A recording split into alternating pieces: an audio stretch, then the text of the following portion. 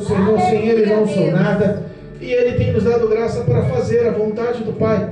Amém?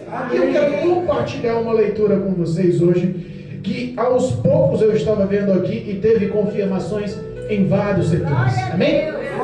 Mateus, o Novo Testamento, o livro de Mateus, capítulo 7. Hoje Deus abençoou que a leitura do diácono José bateu com a palavra de hoje. A leitura da nossa pequenininha que hoje bateu confirmando a palavra de hoje. Irmãos, o Espírito de Deus está na casa. Por mais que não entendamos como, mas o Todo-Poderoso Deus sempre sabe como agir. Amém? Mateus capítulo 7, versículo 24. O tema da leitura: os dois alicerces. Exaltado é o nome do Senhor, exaltado e poderoso é o nome do Senhor. Amém? Jesus é bom, igreja. Eu glorifico a Deus pela presença de Deus na casa. Vocês que tiverem a oportunidade de participar das leituras, pegue aí na sua casa, se estiver no trabalho, na hora do seu lazer, eu não sei onde você esteja agora, mas se tiver a probabilidade de vocês nos acompanhar pelo poder da palavra, através da leitura da Bíblia. A Bíblia Sagrada, ela é o principal livro lido em todo o mundo, o livro mais lido em todo o mundo. Amém? Existe uma importância vital para a tua alma nos acompanhar nessa noite. Eu costumo dizer que o dia de hoje é o mais importante para as nossas vidas.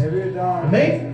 Diz em Mateus capítulo 7, versículo 24 em diante, o tema da leitura: os dois alicerces. Exaltado é o nome do Cordeiro. Amém? Diz a palavra de Deus: todo aquele que escuta as minhas palavras e as pratica, assemelhá-lo-ei ao homem prudente que edifica a sua casa sobre a rocha. E desceu a chuva, e correram os rios, e assopraram os ventos, e combateram aquela casa, e não caiu, porque estava edificada sobre a rocha. E aquele que ouve as minhas palavras e as não executa, compará-lo-ei ao homem insensato, que edificou a sua casa sobre a areia. E desceu a chuva, e correram os rios, e assopraram os ventos, e combateram aquela casa, e caiu. E foi grande a sua queda. Amém? Louvado seja Deus. Os irmãos podem nos aceitar. Glória a Deus. Exaltado é o nome do Cordeiro vivo. Glória a Jesus. Irmãos, nós conhecemos o que representa as palavras de Deus, mas vamos ser sensatos. Vamos ser sóbrios. Em alguns dos momentos nós ouvimos as palavras de Deus, mas raramente queremos praticar a palavra de Deus. É fácil você querer se colocar numa postura de justo, de certo, e querer aconselhar, mas é difícil você se colocar na posição daqueles que estão vivendo a injustiça, vivendo a insensatez, e se colocar no papel da pessoa que está padecendo. E Cristo nos adverte que muitas das vezes é muito mais fácil você amar e dar do que receber. Cristo, no início do seu ministério, a Bíblia nos ensina que Deus Todo-Poderoso enviou o seu Filho amado para cumprir e levar a edificação das suas palavras, do reino de Deus, para toda a humanidade. E para isso ele teria que cumprir uma missão. Para isso ele tinha um propósito dado pelo próprio Deus. Amém? E esse propósito ele teve começo, meio e fim. E o fim sabemos: morte, e morte na cruz. Morte por açoites, morte por espancamentos, morte por pregos, por espinhos, morte dolorosa no Calvário. Não era uma situação favorável. A Bíblia nos ensina que aquele que morria no Calvário, ele era tido como uma pessoa maldita. Era a pior condenação que existia. Era tão intensa a condenação que repetia, que os corpos que eram retirados das cruzes eram lançados numa gruta aberta, num local que intitulavam sepulcro aberto. Era um local que eles nem aceitavam dentro da cidade de Jerusalém, era fora da cidade de Jerusalém. Então, realmente, uma pessoa que era levada à morte de crucificação, era levada à morte por ter sido o pior e o mais defamado delinquente da época. O pior dos ladrões, ou o pior dos homicidas, a pior crise, o pior crime que ele tinha cometido. Mas a Bíblia nos ensina que Cristo, ele se fez maldito. Cristo, ele tomou sobre a cruz do Calvário os meus pecados, os teus pecados. Ele pagou o preço por minha alma. Foi por minhas iniquidades que ele levou sobre si as minhas enfermidades e dores.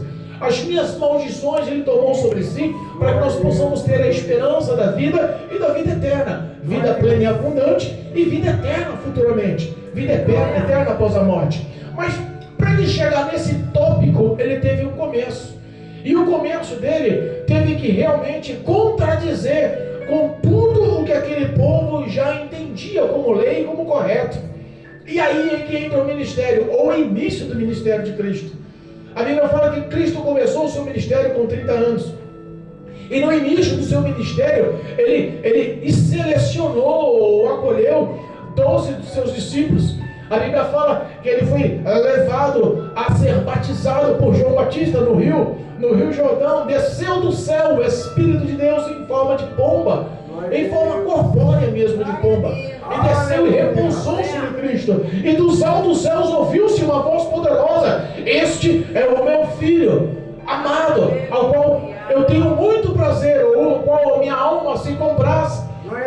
Eram situações que nunca tinham ocorrido na face da terra. Uma voz vinda do céu quando alguém se batizasse, dizendo que ele era Filho de Deus. Ações que mostraram que Jesus não era uma pessoa comum, mas Jesus tinha algo de especial. E ele começou a acarretar pessoas e seguidores. Mas a Bíblia fala que ele iniciou o seu ministério com um grande sermão. É verdade, Jesus. O grande sermão foi justamente onde ele mostrou a ideologia e o começo do que Deus esperava dos homens. Glória a Deus. E entra aí um sermão extremamente intenso e contraditório. Porque às vezes nós esperamos uma conduta que nos completa e que nos satisfaz. Por exemplo, se alguém me maltratar, o meu pensamento, o meu raciocínio, eu vou revidar na altura. Se falar de mal de mim, eu vou falar mal dela. Se pisar no meu pé, eu vou pisar no pé dela. É ou não é? Então, a nossa ação humana é sempre de tentar devolver na mesma altura, olho por olho, dente por dente. Já ouviu falar desse tema? Era mais ou menos isso que Jesus veio contradizer. Porque existia uma lei, essa lei era uma lei mosaica, dada pelos antigos profetas, vindo e originalizada através de Moisés, que resgatou o povo do Egito. Mas essa lei, se cumprida com amor, seria uma lei edificante. Mas entrou nos escribas, nos sacerdotes, nos ensinadores, doutores da lei da época, uma coisa chamada hipocrisia. É verdade. Hipocrisia é justamente uma pessoa que fala, te corrige, ele te julga, mas ele não cumpre o que ele exige. Conhece pessoas assim? Conhece pessoas assim que geralmente mostram o que é, mas não praticam o que são? É como você ir numa nutricionista que fez 4 anos de faculdade e ela te orienta alimentos saudáveis, rotinas saudáveis, o que você deve fazer para adquirir a saúde ou o bom peso, e você vê para ela que ela é gorda, obesa. Não encaixa. Então tem situações que a Bíblia tenta confrontar. E era isso que Jesus começou no Sermão da Montanha. Ele começou com situações que ninguém explicava. Se nós pegarmos o início do capítulo 5, nós vamos entender o que ele tinha para explicar. Olha só, versículo 3: bem-aventurados sois vós, bem-aventurados pobres de espírito. Quem é que queria ser pobre de espírito? Todo mundo queria ser altivo, sabedor. Pai. Cai na contramão. Se eu chegar em qualquer situação, em qualquer ensinamento e falar assim: você é pobre de espírito, você está certo, os do lado vão falar assim: cara é maluco. Tem que colocar um clima motivacional para que esse cara encha-se de orgulho, e Deus bate na contramão com orgulho. Repara que algumas coisas Cristo tinha que mostrar, e mostrou de uma forma que o povo entendeu. Porque no fim de todo o seu ensinamento, desse sermão, os próprios ouvintes e o povo que estava ao seu redor falou: esse homem, ele não ensina como os outros ensinam, como os escribas ensinam, mas ensina com quem estivesse autoridade na voz. Começou a explicar: bem-aventurados que choram, porque serão consolados. Quem quer ficar chorando, Senhor? Quer viver a vida chorando, sendo perseguido, maltratado, humilhado? Tem coisas que os homens não entendiam e que não eram explicadas. Mas ele mostrou com o seu sermão que existia um mundo sobrenatural vindo dos céus que acolhia os desamparados, os humilhados, os necessitados. O Evangelho era justamente para isso, para mostrar para as pessoas que não tinham recursos ou não tinham amparo, que ele veio justamente para os pobres e necessitados. Ele começou a bater a contramão em muitas coisas. Ele começou a falar: olha, nós somos a luz do mundo. O nosso comportamento tem que ser diferente do mundo. Se você roubava, não rouba mais. Se você bebia, não beba mais. Se você adulterava, não adultere mais. Porque a tua ação, o teu comportamento, as tuas falas, os seus feitos são vistos pela população e acabam sendo julgados. E é difícil você ser julgado. É difícil você ser apontado.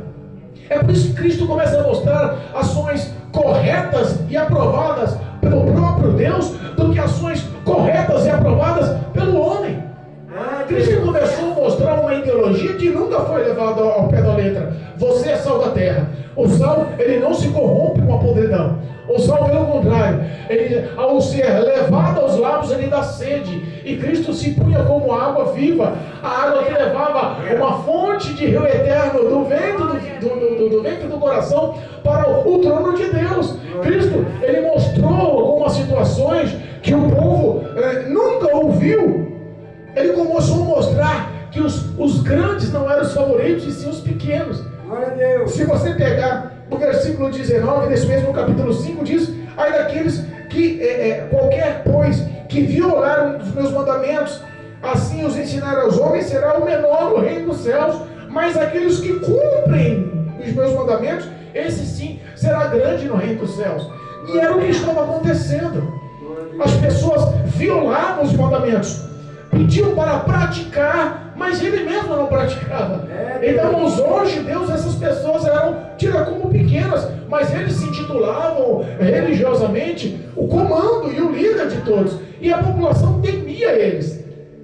Era como a lei, formando-se a lei, outrora mostrando-se com o teu poder, e Cristo veio mostrar que o amor supera o que eles acham que é correto, ou supera o que eles achavam que era correto.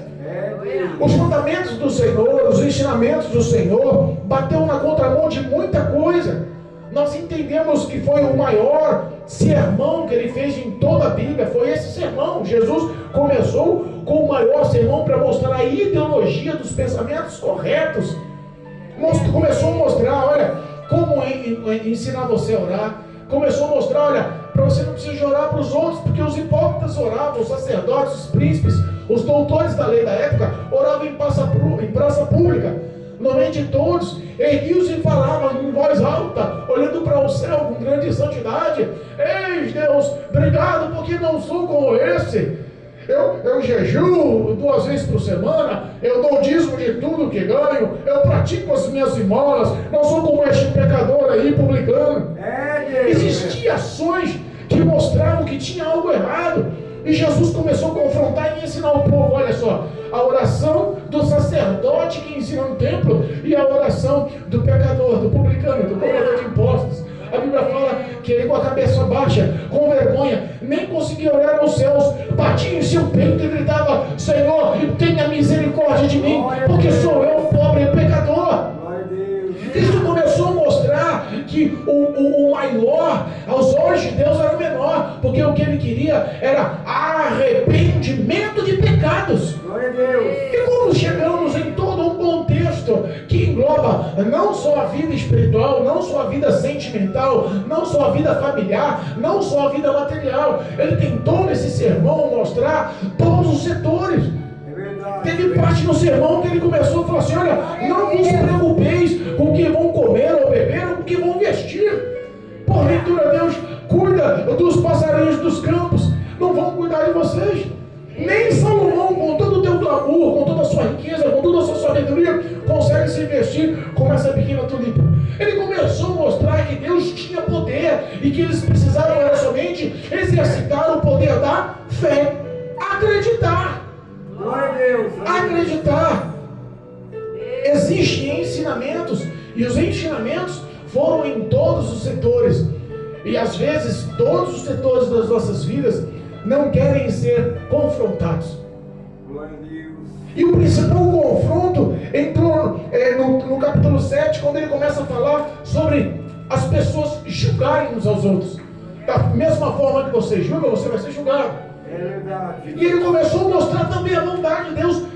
Pedir, dar-se-vos-á, bater e abre-se-vos-á. Deus é poderoso para tentar o que está no teu coração, para lhe abençoar. Ele só quer relacionamento.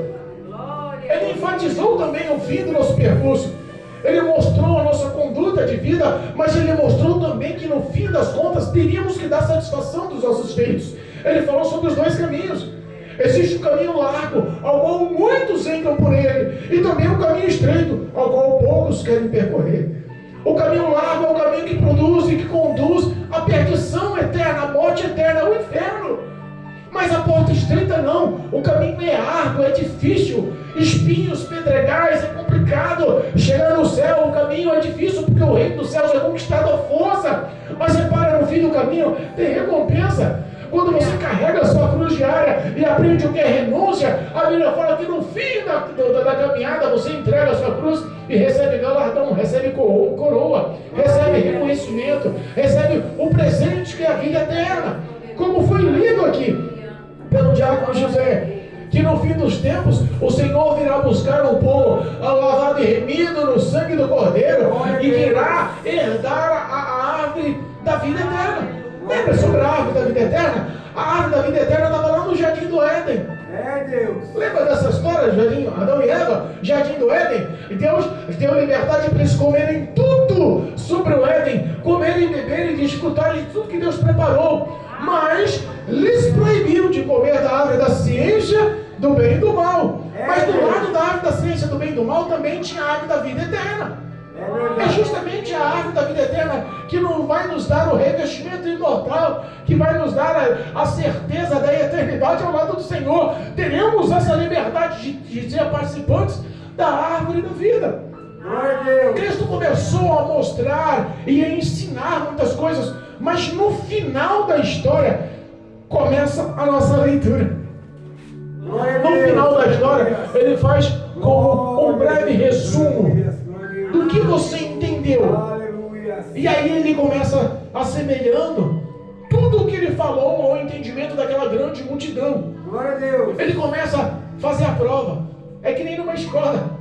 Na escola, você estuda o mês inteiro e no fim do mês ou no fim do trimestre existe uma prova para saber se você aprendeu, não é assim? Se você tomar bomba na prova e em todos os semestres no fim do ano você repete de ano. É a mesma coisa com Jesus. Ele deu um ensinamento e ele ensinou através da palavra para que exercesse, crescesse e criasse no coração do homem fé. A Bíblia fala que a fé vem pelo ouvir e ouvir a palavra de Deus. Glória a Deus. A fé não vem por nenhum outro motivo. A fé só vem quando nós aprendemos a dar ouvido nas palavras de Deus. Dessa forma. Você ouve a palavra de Deus na esquina com rodinha de amigos? Não. Você ouve a palavra de Deus num boteco tomando cerveja? Jamais. Você ouve a palavra de Deus na esquina com os traficantes fumando cigarro de maconha?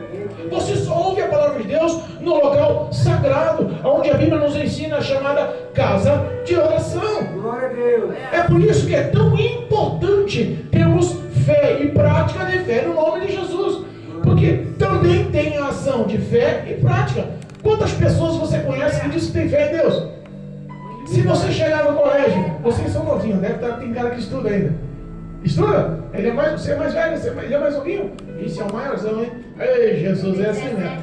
É, louvado seja Glória a Deus. Deus. Chega no colégio, entra na sala de aula e dá uma de doido lá e grita: quem é que ama Jesus aqui? Levanta a mão, todo mundo levanta a mão.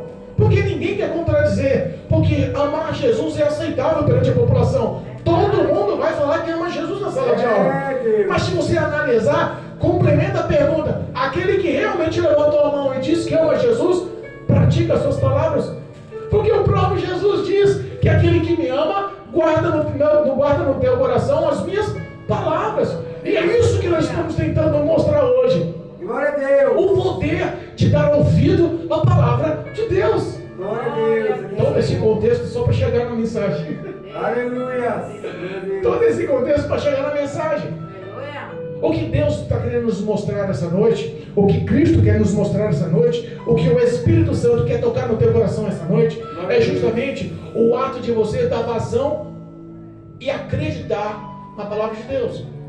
Ele começa a comparar, assemelhá-lo-ei, ou compararei, o homem que ouve as minhas palavras e guarda no coração, o homem que ouve e pratica. É difícil você ouvir a palavra de Deus nos dias de hoje? É fácil. Você andando pela rua, o que você mais vê é boteco e igreja. Não é na periferia do Brasil. É boteco e igreja. Aonde você quiser, você ouve a palavra de Deus. Você quer ouvir só na sua casa? Você vai sentar na sua casa, pegar o seu celular e abrir qualquer aplicativo que tenha sobre palavras do Senhor. Existem tantos aplicativos, tantos setores que possam ouvir pregações, leituras, ensinamentos. É fácil você entender e conhecer a palavra de Deus.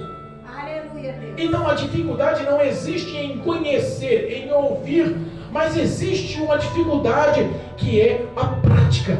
É dessa forma. Aí é diferente. Sabe quando a avó fala, filho, esse amigo teu aí, não sei não, hein? Olha, eu já vi ele andando na madrugada aí, eu já vi ele com um copo de uísque, com um cigarro na mão, e eu não sei não, aquelas tatuagens dele, aqueles piercing no nariz, eu não sei não, mas eu acho que ele parou de estudar, não parou de estudar? Eu não sei não, eu acho que ele não é uma boa conduta. Não, mãe, ele é meu amigo. Eu gosto da presença do meu amigo. E a Bíblia nos ensina muitas vezes pequenos detalhes que a gente não quer levar em consideração. É verdade. Salmo 1, por exemplo, não se assente na roda dos escarnecedores. É Deus. Não se assente na roda dos zombadores, não dê crédito aos escarnecedores, às pessoas que não dão valor aos valores da sociedade, aos valores familiares.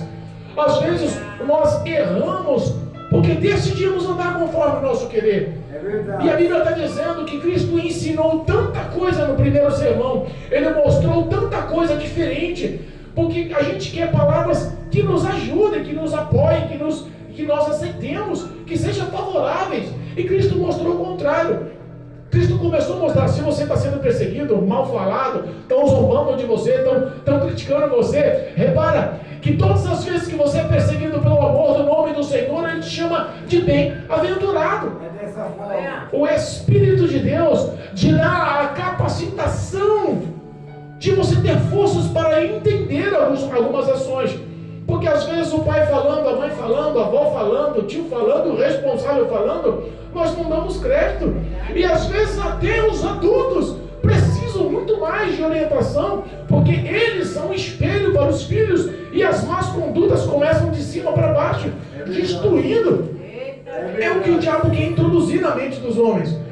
Jesus fala assim, olha, aquele que ouve as minhas palavras e decide executar, decide praticar, decide guardar no coração, decide viver o que eu estou falando, repara, ele vai ser como uma casa fundada, ou firmada, ou construída sobre uma rocha. Glória a Deus. E construir sobre uma rocha exerce muito mais dificuldade, muito mais suor na testa do que construir na areia.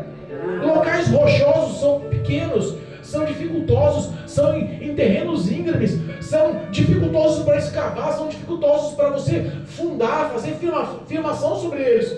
Mas geralmente o local de areia é o local mais amplo, é o mais bonito, lugar privilegiado, mais fácil de construir, mais aceitável. E é o que as gerações atuais estão vivendo, as facilidades. Repara que todo mundo hoje é acelerado. Vivemos num tempo de aceleração. Como é que fala? Vivemos num tempo de queremos as coisas imediatamente. Antigamente tinha-se prazer a dona de casa de ter 4, 5, 6, 7 filhos e enchia o varal de fraldinha branca. Lavava com tanto prazer os meus filhos. Hoje a mulher não quer nem ter um filho. E se tiver um filho vai comprar uma fraldinha descartável e olha lá. Repara que a praticidade hoje em dia facilitou algumas coisas, mas prejudicou outras. Porque botou na mente do ser humano que o suor, a dificuldade para se alcançar, a luta para se conquistar, se torna burrice. Se torna burrice. Repara que as piores, ou a grande maioria dos piores mal vistos pelas sociedades, começaram com má influência. Se você chegar para um ladrão que põe uma arma na cintura e sai da esquina para assaltar um pai de família, na realidade ele não está fazendo aquilo por necessidade. Ele não está fazendo aquilo com boa índole. Ele não está fazendo aquilo porque ele tem que sustentar a mãe ou o pai em casa. Ele não está fazendo aquilo porque ele tem um filho para dar satisfação. Não! Ele está fazendo aquilo porque ele quer ostentar. É verdade. Ele está fazendo aquilo porque ele quer se mostrar maior e melhor que os outros. O Todo-Poderoso. Então, qual é a ação que Cristo quer nos mostrar? O trabalhador acorda todo dia cedo, pega a condução, às vezes aguenta opressão ou a cobrança dos gestores onde trabalha, luta o mês inteiro, come a sua marmitinha, no fim do mês, depois de 30 dias suado, ele pega o saláriozinho e o cara em 1 minuto perdeu, tá? Isso mostra o que é certo e o que é incerto, o que é justo e o que é injusto. O que Deus está querendo dizer é que vale a pena você suar para obedecer, porque repara que o final dessas pessoas são muito curtas. Hoje a grande marginalidade não chega aos 25 anos. É verdade. O salário do pecado é a Morte. morte. E quando você decide fazer o que é correto, às vezes acaba intrigando os que não fazem, os que não são corretos. Quer se destacar, quer ser perseguido, faça só o que é certo. Se você, com base ou uma boa estrutura familiar, geralmente a avó auxilia, o pai auxilia, a mãe auxilia. Filho, o que eu quero para você é um futuro honesto. Eu quero que você estude, quero que você seja honrado, eu quero que você faça uma faculdade, eu quero que você tenha um bom casamento, eu quero que você tenha filhos, compre a tua casa, tenha o seu carro, a sua moto, tenha uma reserva de dinheiro, mobile, seja feliz. Eu quero que você deixe algo para os seus filhos. Eu quero que quando você termine a sua vida, você olhe para trás e fale, deixei uma boa herança. Esse não é o projeto. Mas como vamos conquistar se às vezes nós queremos facilitar, não queremos agir pelo modo mais difícil? Para mim, conquistar uma boa profissão, uma boa renda, um bom salário, um bom crédito profissional, eu tenho que se formar. Como eu vou me formar se eu não quero estudar? Deus. Repara que são pequenas orientações que Cristo nos ensina com essa palavra, que às vezes nós temos que entender. Eu estou dando exemplos pequenos e chulos no dia a dia, para que nós possamos capturar o que Cristo quer nos dizer. O que Cristo quer nos dizer essa noite é que aquele homem ou aquela mulher que ouve as minhas palavras e decide obedecer e ser fiel, assumir o que é ser cristão, ele vai acabar honrando essa pessoa. Porque as dificuldades surgem para todos. É verdade. As dificuldades surgem para todos. A pandemia do Covid veio só para a zona norte de São Paulo? Não, muito. Veio para onde? Para todo o planeta. A Covid-19, ela colocou de joelhos toda a sociedade no mundo. É verdade. Países de primeiro mundo, como os Estados Unidos, o país mais rico do mundo, a China, o segundo país mais rico e mais populoso do mundo, a Europa, como o berço da civilização, ou os países mais simples, como o Brasil, os países da América Central, ou os países sul-africanos de terceiro mundo, todos sucumbiram ao mesmo propósito: tem que usar máscara. Ao mesmo propósito, tem que ficar de quarentena. Às vezes nós temos que entender que as aflições surgem para todos, mas o que Cristo está querendo dizer é que por mais que o vento venha e sopre e bata na sua casa, por mais que a tempestade venha e sopre e bata na tua casa, por mais que as dificuldades, as correntezas venham e batam nas suas casas, são todo esse tipo de aflição que ocorre. O cristão também adoece e vai para o hospital. O cristão também fica dependente de remédio. O cristão também fica desempregado. O cristão também tem desavença entre vizinhos, amigos, ou é vítima de assalto. O cristão também tem dificuldade de se manter, de alimento, de roupa, ou de casa, de aluguel. O cristão passa pelas mesmas aflições, mas o que diz a palavra? Aquele que está firmado na rocha, que é esta palavra, a palavra de Deus, o próprio Deus, que decide honrar ao Senhor, ele sempre tem refúgio. Ele nunca desaba por qualquer coisa. Se pararmos para pensar nessa pandemia, quantos homens bem-sucedidos que perderam os seus bens tiraram suas vidas, É verdade. se suicidaram, pessoas que se abalaram com as situações, pessoas que se deixam levar. Eu conheço pessoas que são realmente ricas, mas infelizmente entraram em depressão porque começaram a perder. Estão muito mais preocupados em não ganhar, estão muito mais preocupados em não perder, porque senão entra em depressão, entra numa ansiedade que perde o controle da sua vida. O que Cristo está querendo nos ensinar é que vale a pena seguir o conselho, seguir a sensatez. Quando a Bíblia fala sobre o homem prudente, que é aquele que decide honrar ao Senhor, é o homem prudente que decide honrar o Senhor com as suas falas. É o homem prudente que decide honrar o Senhor com as suas ações. É o homem prudente que decide se mostrar na escola. Não, eu não vou beber, eu sou cristão. Os olhos do Senhor não agradam, eu vou entristecer o Espírito Santo que mora no meu coração. Pô, mas fuma um cigarro aí, tá todo mundo fumando. Olha, eu sinceramente não vou fumar não. Ô, mas pega uma cerveja com a gente lá no boteco, vai todo mundo jogar uma sinuca. Ah, não leva a mão, não. Eu tenho compromisso, eu vou para a igreja. Não... você é metida certo. Você pode até ser zombado e caçoado, mas responda para mim, o errado deixa de ser errado se todo mundo fizer? Não. Continua sendo? Errado. Mas, não, José, mas só eu vou fazer certo? Eu tenho 50 amigos no meu Facebook todo mundo fuma, só eu que não fuma. Então vou parar para pensar, fumar não deve ser errado, se todo mundo fuma, é errado ou é certo? Errado. Por mais que todo mundo faça, continua sendo errado. A ilusão é o homem dar crédito à voz do seu próprio sentimento, do seu próprio coração. Provérbios nos ensina que o coração do homem, ele é pobre, tolo, enganoso, e esse mal não tem cura. E é só Deus que desvenda e conhece o íntimo dos sentimentos dos homens. Era isso que Deus estava querendo dizer. Ouve e acredita e pratique e honre. Porque todo aquele que for fiel até o fim, dar-te a coroa da vida eterna. A nossa maior recompensa não é ser abatido pelas lutas e dificuldades e o Senhor nos manter aqui. A nossa maior recompensa é realmente após essas dificuldades, chamada vida eterna. Aqui Cristo nos prometeu dias difíceis de aflição. Se muitos estão pregando o evangelho de facilidades, está mentindo. A Bíblia nos ensina que nós temos o dever de buscar primeiramente o reino dos céus e a sua justiça, e todas as demais coisas Deus entra para suprir, entra com recurso, entra com provisão, entra com vitória.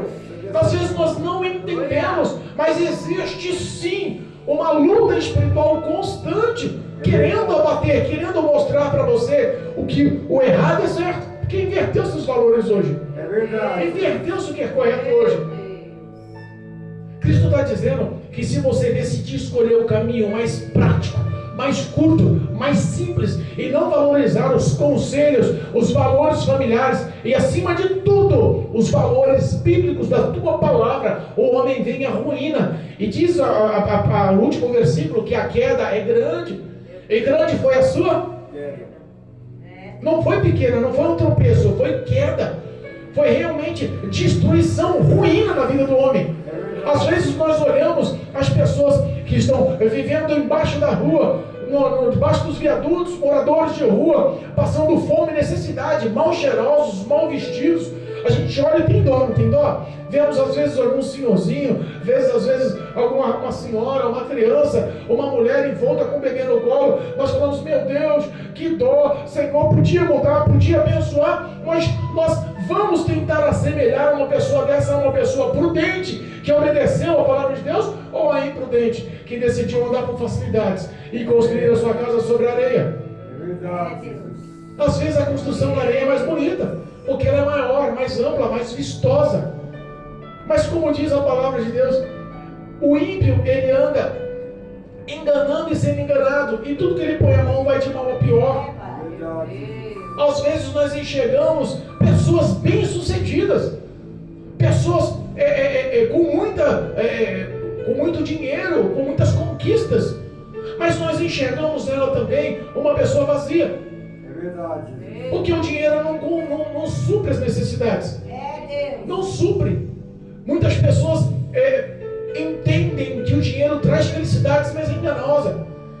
Se você pegar um homem bem sucedido, ele é alvo de qualquer mulher. Um homem rico, se chega aqui o Marcelo, entra num grande evento, de Fusquinha 69 com um podre do lado dos pneus careca, ninguém vai olhar para o Marcelo e dizer assim, entra lá, pai, entra lá. Mas se o Marcelo chega lá de BMW, bonitona, com uma roupa Armani, um sapato, tudo bonitão, o que o povo vai olhar para ele? Vai mostrar o que ele tem, vai deduzir o que ele é. E às vezes não é essa a verdade. Às vezes ele tem dinheiro, ele tem condições, ele está montado na grana, ele tem muitas posses, tem muitos bens, mas no íntimo ele trocaria tudo aquilo só por um eu te amo de verdade, só por um abraço de verdade, só por uma atenção, por uma amizade verdadeira. Isso o dinheiro não compra. O que Cristo está dizendo é que às vezes as nossas ações têm consequências, e Cristo quer fazer parte das nossas ações. Cristo quer fazer parte da minha vida, quer fazer parte da sua vida. Quando não damos crédito, a gente acaba se complicando no futuro. Quando nós não damos valores aos conselhos, a gente acaba se complicando no futuro. Por que você acha que a maioria das pessoas hoje, das jovens, dos jovens, dos homens pobres ou dos homens ricos, das pessoas formadas, cultas, ou das pessoas analfabetas, indultas, estão se envolvendo e perdendo o relacionamento com as drogas? Porque não quiseram dar ouvido aos bons conselhos. É verdade. Não quiseram dar ouvido às boas palavras. Um amigo numa noitada, tomando uma cerveja, oferece o primeiro trago de maconha, e a pessoa decide aceitar. É Deus. As pessoas decidem aceitar e começa a destruição da vida. Então é isso que Cristo está querendo dizer. Aceite a boa orientação, não aceite a má orientação. Siga conforme o projeto, o desejo de Deus para a vida do homem. Porque se o homem entendesse o quanto Deus luta, batalha e trabalha em favor dos seus, nós vemos grandes homens dentro da Bíblia que pereceram. Grandes homens que eram extremamente conceituados, inclusive da linhagem de Jesus. Parentes de Jesus que vinham da genealogia de Jesus. Davi, por exemplo, era um homem segundo o coração de Deus, escolhido por Deus, ungido entre seus irmãos como rei de Israel. Era um homem protegido por Deus, abençoado por Deus, com intimidade com Deus. Deus deu graça sobre ele para ser o maior e o melhor rei sobre toda Jerusalém. O homem mais aceitável segundo o coração de Deus é difícil. Um homem que os pensamentos e os sentimentos dele são iguais aos de Deus, comparados a de Deus. São situações que a gente para para pensar. Mas esse mesmo homem também decidiu andar conforme os seus pensamentos, conforme os seus passos. A lei mosaica já identificava que aquele que era pego no ato do adultério seria condenado ao apedrejamento. E mesmo conhecendo a palavra, ele obedeceu? Não. Uma voltinha no palácio, em vez de estar na frente da batalha, em vez de estar militando, em vez de estar guerreando espiritualmente, não. Ele decidiu dar uma folga para ele naquele dia. É justamente no momento da tua folga, onde você abaixa a guarda. Pastor, eu não entendi que folga. É no dia do teu gozo, da tua alegria, da tua riqueza, da tua prosperidade. É no dia que você está melhor, que às vezes a gente comete os maiores pecados. Porque quando você está na aflição, na dificuldade, você está buscando a Deus. Repara que num hospital está todo mundo falando o nome de Deus. Mas numa festa de aniversário de 15 anos, ninguém fala o nome de Deus. É verdade. Repara que num velório, todo mundo lembra-se o nome de Deus. Mas numa balada, num fluxo de funk, ninguém quer saber de Deus. É verdade. Então Davi, no seu momento de folga, decidiu em um dos seus passeios no palácio, observou uma mulher tomando banho. Aquilo enfeitiçou a mente dele. Ele tinha um livre-arbítrio. Ele podia falar não. Quantas vezes nós recebemos propostas e falamos sim ou não? A escolha é tua. Ninguém pode obrigar você a pecar. Você peca porque você decide pecar, decide fazer. É como você fosse diabético e a pessoa te oferece o chocolate mais saboroso. Aí você fala assim, não rapaz, isso deve ser bom demais, minha boca encheu d'água, mas se eu comer eu posso passar mal e parar no hospital. Não leva mal não, mas eu não quero. O pecado pode ser gostoso aos olhos, pode ser saboroso. O pecado pode lhe dar prazeres momentâneos, mas existe uma consequência do pecado, e a maior consequência do pecado é o homem se isolar de Deus. A Bíblia fala que o pecado ele isola o homem, ou bloqueia o homem de Deus. O homem começa a ter vergonha de Deus. Lembra lá no Jardim do Éden, quando Eva e Adão eles comeram a árvore da ciência do bem e do mal, o fruto da árvore? O que eles fizeram? Ficaram com vergonha, reconheceram sua nudez, se esconderam de Deus. E Deus veio chamando Adão: Adão, cadê você, Adão? Ah, Senhor, eu me escondi aqui porque eu fiquei com vergonha do Senhor. O pecado gera vergonha. As pessoas às vezes, quando cometem o erro, a desobediência, não credencia o bom conselho, depois não consegue olhar no olho da pessoa que te aconselhou, te orientou. É ou não é? É difícil. As pessoas ficam sem moral, sem crédito.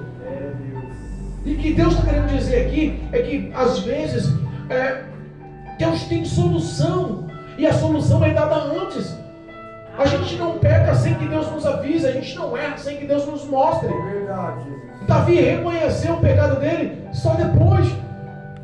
Ele adulterou com aquela mulher, ele simulou uma situação para matar o marido daquela mulher, só para ter aquela mulher como esposa.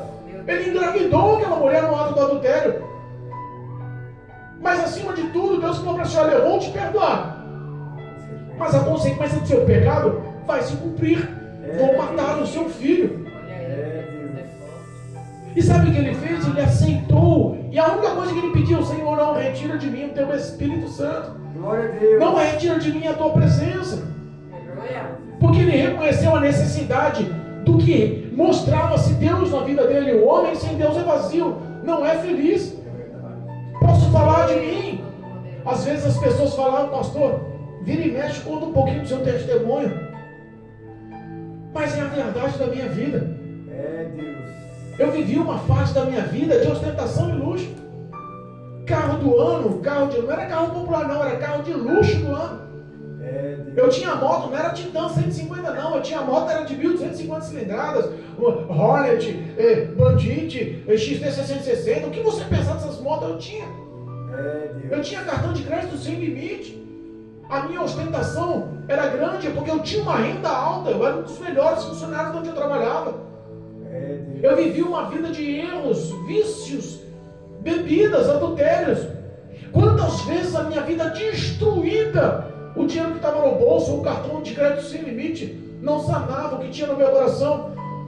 Depois do pecado, eu punha a cabeça no travesseiro e os meus sentimentos tinham um buraco. O meu desejo na hora era só chorar. Nada daquilo supria. E eu via que na verdade eu era insensato. Eu comecei a pôr na balança. É como você entender o que é ser uma pessoa inteligente e uma pessoa sábia. Tem diferença. É verdade. Tem diferença. Uma pessoa prudente é uma pessoa sábia. Uma pessoa sábia é diferente de uma pessoa inteligente. Se você chegar para o seu professor na faculdade, o seu professor no colégio, e começar a conversar com ele, você vai ver que ele é um homem extremamente inteligente. Porque ele sentou, estudou, se dedicou, aprendeu, ele é apto e capaz para ensinar o que ele aprendeu, mas às vezes não é sábio. Às vezes a sabedoria está com aquela senhorinha sentada lá no canto da roça, no banquinho de madeira, que é analfabeta, nunca leu nem escreveu, mas a lição de vida dela, quando senta para te aconselhar, você vê sabedoria nas palavras. É isso que Deus está querendo nos mostrar, que a nossa dependência não vem da nossa inteligência humana, porque a nossa inteligência é insensata. Só queremos o que é melhor e para satisfazer os nossos próprios pensamentos. O que Deus está querendo dizer é que se nós aprendermos a depender dEle, as nossas vidas mudam. O dia que eu aceitei a Cristo como meu Senhor e Salvador, os meus pensamentos só eram suicídios. O dia que eu levantei as mãos para o Senhor, os meus pensamentos eram destruição, perdi a esperança em tudo, principalmente em mim mesmo. As dores e os maus feitos sobre a minha vida eram tão intensos que o resumo da minha história era a morte. Quer saber uma coisa? Se eu morrer, vai acabar com essa dor. Se eu morrer, vai acabar com esses pensamentos. E Cristo comprou braço forte foi e me resgatou e mostrou para mim que a vida é muito mais do que vestir, é muito mais do que comer, muito mais do que se mostrar, muito mais do que eu podia se apresentar. Deus mostrou que eu tenho um valor intenso, um valor que prata não compra, ouro não compra, dinheiro nenhum na face da terra compra. Que o valor da minha alma é muito mais intenso, muito mais valoroso aos olhos do Senhor. Aleluia. Ele começou a mostrar para mim que vale a pena pagar o preço para ser fiel. Vale a pena você sofrer as dificuldades, sofrer afrontas, sofrer verdadeiramente o que ele estava mostrando nesse sermão. Glória a Deus. Se mentirem, caluniarem, mal falarem sobre você por amor do meu nome, se sinta bem-aventurado. Como é que a gente se sente bem com as pessoas falando mal? Cristo mostrou. Se a perseguição é porque você é cristão, se a perseguição é porque você está mudando a sua conduta, se a perseguição é porque você decidiu romper com o erro, com o pecado, então você se sinta bem-aventurada, porque a minha presença está sobre a sua vida. Glória a Deus. A minha presença vai começar a conduzir os seus passos, porque é correto. Porque sonhos temos, planos temos. Quem é que não tem sonho na vida? Quem é que não quer ser feliz na vida? Quem é que não quer ser completo na vida? Quem é que quer coisa ruim para si? Levanta a mão e fala, quem quer ficar doente amanhã? Misericórdia. Quem quer ter um acidente indo para casa e ir de SAMU para o hospital? Quem quer assaltado antes de chegar em casa, na porta da casa, chegando em casa, o ladrão fala, perdeu? Ninguém quer o mal para si. É isso que Deus está querendo dizer. Se nós obedecermos ao Senhor, não por obrigação, mas se nós escolhermos aceitar Cristo como nosso Senhor, o nosso Salvador, o governador, o gestor da nossa vida, os nossos passos mudam. Glória a Deus. Às vezes a gente pensa, falaram para mim uma vez, se Deus é tão poderoso como você fala, a gente estava comentando com um amigo meu sobre a onipotência de Deus.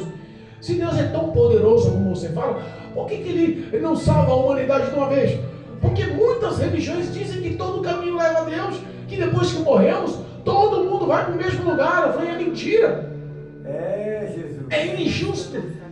E Deus não é injusto, Deus é um Deus justo. Se Ele fosse injusto, Ele não mandaria a gente procurar justiça. Ele é um bom advogado enquanto estamos vivos, mas Ele vai ser um severo e bom juiz quando morrermos. É verdade. Não seria justo vivermos uma vida de pecado e erro e irmos para o mesmo local das pessoas que vivem uma vida correta e digna. É verdade. Não seria justo. Vou dar um exemplo de um juiz injusto. Imagina você ir fazer compra no Megaminho, no supermercado, no hipermercado, e no estacionamento do hipermercado, a pessoa que você mais ama é roubada, e no roubo o ladrão leva a vida dela. O teu coração vai apertar. Quem que você mais ama? Pai, mãe, irmão, avó, tio, tia? Quem você mais ama? Os pensamentos doem na hora. Por que ele fez isso? Por causa do celular. Por que ele fez isso? Para ostentar o quê? 100 reais, se a gente é pobre, não tem muito. Por que ele matou? Por que ele levou a vida? Podia ter levado só o bem. E aí o policiamento prende, vai para a delegacia, vai depois novamente ser julgado. Jesus. Vai ser julgado. Mas aí no dia do fórum, do julgamento, o juiz olha para ele e fala assim, rapaz, eu te conheço. Você estudou comigo lá nos colégios João Batista. Você passou a infância comigo lá no Jardim Filhos da Terra. A gente brincou junto, pirou pipa junto. Você é um cara bom, conhece sua mãe, conhece seu pai. A vida inteira você fez coisas boas, você cometeu esse erro, mas vamos fazer o seguinte, eu vou passar batido esse erro, vou te perdoar desse erro. Você matou, deixa pra lá, você está livre, você pode viver a sua vida. É justo ou é injusto? É injusto. Ele matou a vida de um inocente por um celular ou por qualquer outra coisa. E a mesma coisa, Deus não vai julgar a gente pelos nossos bons feitos. Deus vai julgar a gente pelos nossos maus feitos. É verdade. Deus vai julgar a gente pelos nossos maus feitos, pelas nossas más obras, pelos nossos pecados. É por isso que a Bíblia fala que Cristo, Ele não tem parte com o pecado. Deus. Ele aborrece o pecado. O pecado não entra nos céus. Mas a Bíblia fala que ao mesmo tempo Deus ama o pecador. É verdade. Ele ama o pecador. O que Cristo está querendo nos dizer é que vale a pena ser fiel, vale a pena ser obediente, Vale a pena lutar pela vida, vale a pena lutar pela vida em Cristo, vale a pena lutar pela fidelização. Aleluia. Glória a Deus. Qual o alicerce que a tua casa está fundada? Qual o alicerce que você construiu a sua casa? Num perfil de obediência para com Deus? Num perfil de santidade para com Deus? Qual é o teu alicerce? Porque às vezes nós não entendemos, mas as nossas ações é que acabam destruindo as nossas vidas por não darmos crédito. A Bíblia fala: erramos porque não conhecemos a palavra e nem o poder. Para pensar, a minha vida, a tua vida poderia ter sido diferente, o tempo todo mudado, o tempo todo abençoado, mas decidimos agir de forma oposta. Deuteronômio, capítulo 28, versículo 2, diz assim, ó: que aqueles que guardam as minhas palavras, olha o que diz a palavra, aqueles que praticam as minhas palavras, aqueles que obedecem minhas palavras, todo tipo de bênção, toda sorte de bênção vai correr atrás de você. Você não vai correr atrás das bênçãos, as bênçãos vão correr atrás de você. Você não vai precisar lutar para batalhar. Cristo vai fazer todo o acesso para você conquistar com mais facilidade. Existe dificuldade sim, mas existe uma recompensa que você nem sabe de onde veio, porque as mãos do Senhor estão abrindo caminho, abrindo portas. A graça do Senhor tem que estar na sua vida. Mas ao mesmo tempo diz também que se você decidir não obedecer, se você decidir andar na desobediência, andar na incredulidade, andar com seus próprios pensamentos, toda a ameaça de maldição também vai te perseguir. Olha que difícil. Toda maldição vai te perseguir. Por que você acha que tem tantas pessoas que vão iniciar um comércio, dura 6 meses o comércio, fecha as portas, não consegue ser próspero? Que vão iniciar um casamento, dura 6 meses o casamento, não vai dar certo, vamos separar. Os projetos destroem. Eu vou comprar um carro, faz de tudo para comprar um carro. Quando faz o carro, compra, assume o carnê, com 6 meses não consegue mais pagar, tem que entregar o carro. Quantas destruições estão ocorrendo na vida das pessoas porque decidem desonrar, não obedecer. Às vezes os relacionamentos dentro da família estão todos destruídos e sucumbidos porque as pessoas não dão mais crédito às palavras de Deus. A palavra de Deus está virando um mito, virando uma idolatria vã, pagã. Conhece pessoas que deixam a Bíblia aberta no Salmo 91 na cabeceira da cama? Pessoas que deixam o Salmo 91 aberto em cima da geladeira, aberto em cima da escrivaninha. Aquilo aí para eles é tudo. Mas na realidade não vivem, não conhecem, não praticam, não creem naquilo. Aquilo virou um amuleto. E é isso que Deus quer, que o homem o honre em espírito e em verdade. A Bíblia fala que muitos o honram com os lábios, mas com o coração estão distantes, afastados. O Deus Todo-Poderoso conhece você por dentro. O Deus Todo-Poderoso conhece a sua infraestrutura, conhece as suas fraquezas, conhece as suas limitações, conhece toda a tua ansiedade, mas também conhece a tua determinação, também conhece o teu foco e quer alimentar ainda mais a fé que já existe dentro do teu coração.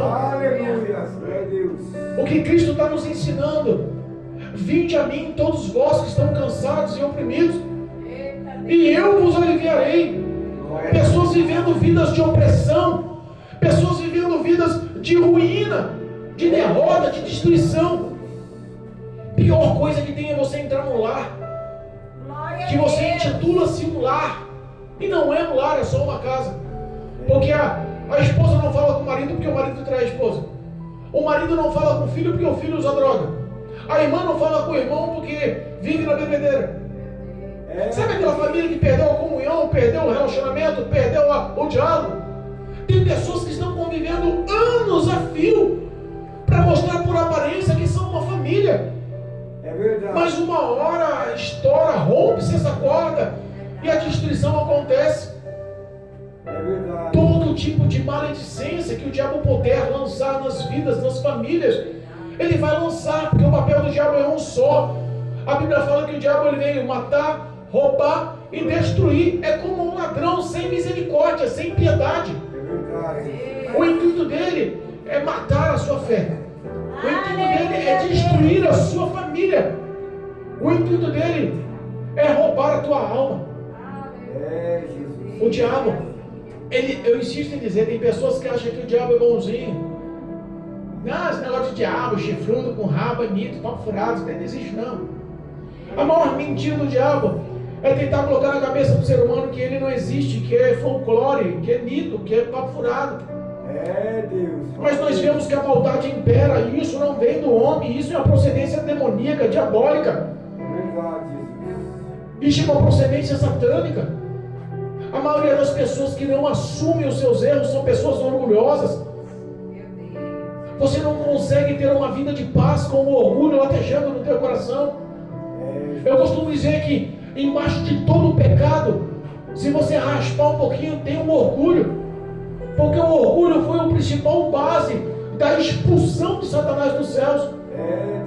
Ele lançou o orgulho em 1/3 dos anjos no céu. E o ser humano que anda com o nariz em pé, sem reconhecer o quanto precisa de Deus, sem reconhecer que sem o Senhor não somos nada. Nós vemos os pensamentos de alguns dos homens mais bilionários do planeta, como que nem Elon Musk. O homem que quer povoar Marte. É o homem mais rico da face da Terra. A fortuna dele já passou de trilhões. Glória a Deus. E ele vive como um mendigo, com poucas peças de roupa, morando de favor na casa dos quartos dos amigos. Não tem um carro, não tem. Porque ele quer mostrar que a ideologia dele é a correta, que o nosso mundo vai acabar. Mas a Bíblia nos ensina que a ideologia do homem, ela é pequena, falida e frustrada. É verdade. Repara que por mais que ele seja uma pessoa determinada, ele não consegue conquistar com as suas ideias o mundo.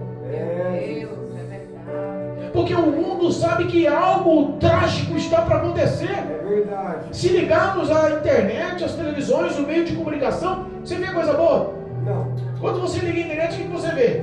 A guerra na Rússia levou mais de 250 mil mortos. Quando você liga a televisão, o massacre lá, não sei o que, lá no Amazonas, você vê a televisão, mais uma entrou numa escola infantil e matou tantas crianças. Você só vê coisas ruins. Você só vê notícias ruins.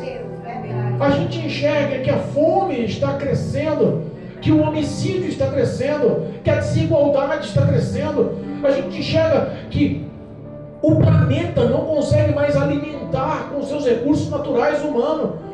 Existem muito mais pessoas do que recursos que crescem. As águas estão ficando cada vez mais difíceis. O que é comum para nós, por exemplo, na Alemanha, nós lavamos carros na calçada com a água direto da rua. Lá na Alemanha eles reciclam a água 5 vezes antes de jogar fora. Usam a mesma água 5 vezes. Então, às vezes o que para nós é comum, para eles é uma riqueza. O mundo está prestes a uma catástrofe. Nós vivemos em um país abençoado. É por isso que às vezes nós vivemos uma vida de ilusão, com quem estivéssemos dentro de uma redoma de vida e que nada vai nos alcançar. Mas não é essa a verdade que está acontecendo nos 5 continentes. Vivemos num país que não tem terremoto. Vivemos num país que não tem maremoto. Vivemos num país que não tem furacão. Vivemos num país que não tem tufão. Vivemos num país que não tem vulcão. Vivemos num país que não existe guerra civil. Vivemos num país que não existe ditadura. Vai na Coreia do Norte. O presidente da Coreia do Norte, lá o Kim Jong, ele intitula que ninguém pode adorar nenhum outro homem a não ser ele como Deus. Algumas coisas que você enxerga da idolatria do homem. Se você morasse hoje na Coreia do Norte, toda a casa da Coreia do Norte tem que ter um quadro dele. Se a casa pegar fogo e você salvar primeiro os seus filhos e não salvar o quadro, e ele descobrir, a família inteira morre. Sabe coisas que você fala que é impossível? Não, isso daí é uma papo furado. É este o pensamento do diabo para a vida do homem: escravizar. Tem pessoas que estão sendo escravizadas por coisas duríssimas, e tem pessoas que estão sendo escravizadas por coisas favoráveis, que a carne dela tem um prazer. Pessoas que querem se mostrar para os outros como aprovados, e essa aprovação dos homens é que leva o homem à ruína. A Bíblia nos ensina a sermos vistos e aprovados pelo próprio Deus. Aleluia. Porque um dia, Deus. teremos que dar satisfação desses nossos feitos para com Deus. Responda para mim. O homem mais rico do mundo chegasse hoje aqui e lhe oferecesse $1 milhão, como é que você acordaria amanhã com $1 milhão na conta? Feliz ou triste? Ó, saiu um sorriso ali já. Rica! Acordaria feliz? $1 milhão. E aí, voltasse no outro dia e falasse assim: eu te dei $1 milhão, eu vou te dar 10 milhões hoje. Ficaria melhor ou pior? Você amanheceria com mais sorriso no rosto ou não? Era ou não era? E aí, neste mesmo dia, Deus fala: amanhã você não acorda. Deus, estreito. É forte, hein? Como é que ficariam os seus pensamentos? Estreito. A alegria do dinheiro é finita, pequena. Ela é memorável por algum momento, mas em certo momento ela vai perder a beleza. Mas o que Deus nos dá diariamente, o fôlego de vida, a oportunidade de andar na presença do Senhor e agradecer a Ele por todos os seus feitos, não tem preço. Porque ninguém acorda todo dia alegre, contente, rindo, cantando. Mas se recebesse 10 milhões todo dia, eita alegria, dominava a vida do homem. É por isso que Deus está falando que a maioria dessas pessoas que vivem essa alegria terrena estão com as suas casas construídas na areia. Deus, é verdade. Deu para pensar? O que nós temos que entender é que um dia teremos que prestar satisfação da nossa vida. Um dia teremos que prestar satisfação da nossa vida. Mas pastor, qual vai ser esse dia? Pode ser hoje. Jesus. Mas pastor, eu tenho um projeto para esse ano. Eu vou casar no fim do ano. Eu vou me formar no fim do ano. Estou tirando a minha habilitação, estou pagando a prestação. Vou comprar meu carro 0 km. Fiz um consórcio. Eu estou cheio de projetos e sonhos, pastor. Mas e se Deus falar para você: louco, se peço tua alma hoje, o que tu tens, para quem fica? Deus, é verdade. Hebreus capítulo 9, versículo 27. Eu sempre enfatizo esse versículo. Na minha opinião, esse versículo é o mais forte da Bíblia. Ao homem está ordenado morrer uma só vez, e depois da morte segue-se o juízo de Deus. Deus, é verdade. E quando morreremos? E quando morreremos? A sua formação pode te dar um dia de vida a mais. O teu dinheiro pode te dar um dia de vida a mais. A tua cultura pode te dar um dia de vida a mais. A tua inteligência. O teu sobrado. Não, o teu carro importado pode. Pô, um carrão daquele não pode. A conta com 10 milhões pode te dar um dia de vida a mais? Não. Nada pode te dar um dia de vida a mais. É verdade. É por isso que o dia de hoje é o mais importante na sua vida. Cristo só quer reconhecimento do homem, que Ele é Senhor e Salvador da humanidade. Cristo só quer reconhecimento que a morte na cruz do Calvário foi o maior feito de Deus para a vida do homem, para que um dia ele possa ser salvo e entrar nos céus pelas portas, como foi lido aqui essa noite. Glória a Deus. Dura coisa vai ser o homem ser condenado. E eu imagino que vai ser a maior dor do coração de Deus, condenar o homem ao lago de fogo e enxofre, que é a segunda morte, inferno. Pastor, existe isso mesmo? Se nós cremos na Bíblia nos que são os feitos bons, por que não cremos na Bíblia no que ela fala sobre os feitos maus? Nós cremos que Deus é um Deus de prosperidade. Comerás o melhor da terra, onde colocar as mãos será abençoado. Quem te abençoar vai ser abençoado. Sabe aquelas coisas de fartura, de vitória, de bênção? Todo mundo quer as coisas boas. É verdade. Mas se falar para você: olha, põe a sua casa em ordem, se acerte com Deus, confesse e abandone o pecado, aceite Jesus como seu Senhor e Salvador. Sabe o que Deus fala? Deus fala assim, ó, através de Cristo. Jesus chegou e falou para a população, segundo o ensinamento: aquele que me reconhecer perante os homens, eu também o reconhecerei perante o meu Pai que está nos céus. Mas aquele que não me reconhecer, também eu não vou reconhecer perante meu Pai. Aquele que crer em mim está salvo, e aquele que não crer. Mas pastor, tem isso na Bíblia? Tem. João 3, 17 e 18 fala que aquele que crê está salvo, aquele que não crê está condenado.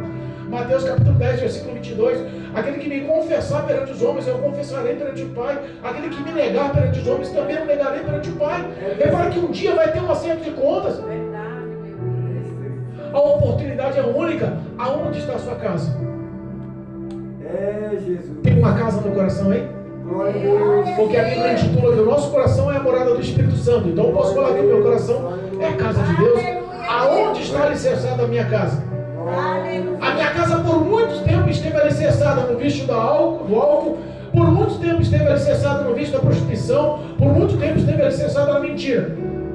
E aí quando as ondas bateram, que a queda foi grande e o momento da morte, da satisfação a Deus chegou, a minha condenação eterna chegou, a minha vida eterna longe, afastada de Deus chegou, Ele me resgatou. E talvez a oportunidade tua seja hoje de ser abraçado pelo Senhor, resgatado pelo Senhor e reconhecer quão precioso é ter Deus em nossas vidas. Glória a Deus. Repara que os conselhos dos anciões, dos mais velhos, é bem visto e aprovado por Deus. E a gente não quer dar crela para eles, né? Para, você é velho, quer saber nada? Sai daqui. Às vezes os nossos pensamentos nos condenam. É por isso que Cristo nos ensina que o Evangelho, seguir a Cristo, na realidade é renúncia. Aquele que quiser me seguir, quem falou foi Jesus. Renuncia a si mesmo, toma a tua cruz diária, vem e siga-me. Tem que ter renúncia.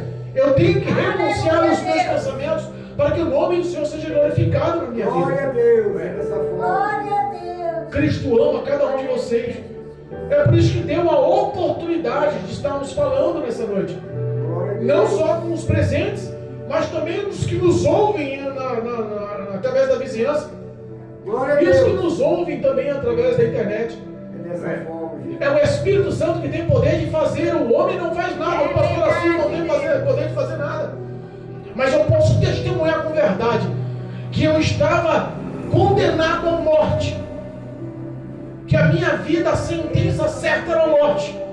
Mas Jesus decidiu ter misericórdia, compaixão e me deu a sentença de vida e vida eterna. E sou grato e louvarei ao Senhor enquanto estiver vivo e também na eternidade pela bondade que não merecia. Glória a Deus. Aleluia. Cristo quer te dar a oportunidade. O Espírito de Deus toca no teu coração essa noite para que você reconheça o quão dependente você é de Deus, porque a sua vida não vai mudar se estiver alicerçada na areia. A queda é certa, mas o que Cristo quer te dar hoje é justamente a presença do Espírito Santo e o teu nome escrito no livro da vida. Glória a Deus. Aleluia. Que Deus possa te dar a oportunidade. Eu estou encerrando, mas crendo que essas palavras vão frutificar nos corações, Em nome de Jesus. crendo que essas palavras serão como terra fértil, Em nome adubadas, aguadas, e a boa semente será lançada, e ali sim frutificará, germinará e crescerá a árvore da vida, da parte de Cristo sobre a vida dos pais. Aleluia, Deus. Eu creio e profetizo a tua vitória em nome de Jesus. Amém? Amém. Louvado seja Deus. Glória a Deus. Glorificado seja Deus. Uma salva de palmas para Jesus. Glória a